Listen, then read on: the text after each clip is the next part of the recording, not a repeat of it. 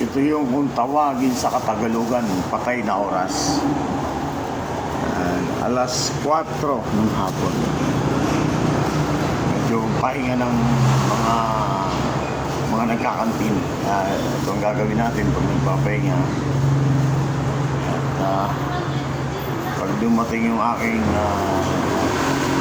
kasambahay, doon naman tayo sa alaga. Magpakain naman tayo. Magpakain. When it came, now I was good to play.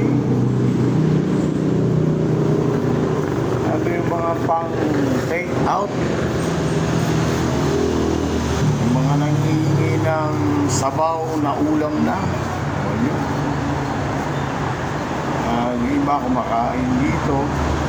Pag-uwi, mag-take out kasi masasarap ang sabaw. Kasi ang sabaw namin, ulo ng baka kasama ang mata ng baka saka yung taba ng baka. Yung tawagin nila rin sa Ilocano, ngiw-ngiw. Hindi ko alam sa Tagalog ang tawag nun, balat. Sa balat, yun na.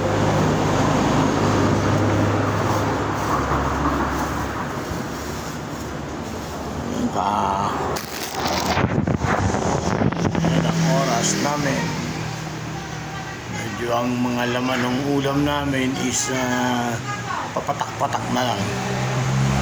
Kaya mamaya magpapaubos tayo. Ako muna rito, naka-duty sa aming maliit na karinderya.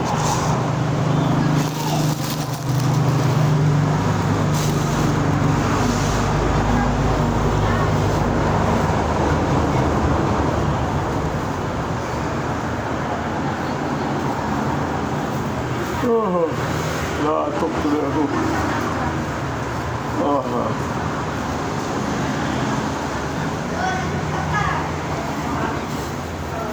At ako'y hindi nagkakape, umiinom lang na mainit na tubig. Mura doon din, oh. Mura? Mura damit?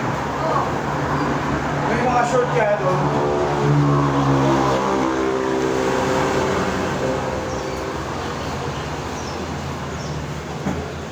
Kel! Ay, maganda.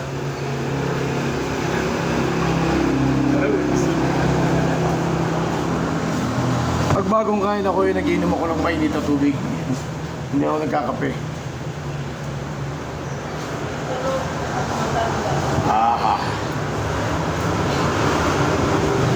Pagod. Okay, bye-bye.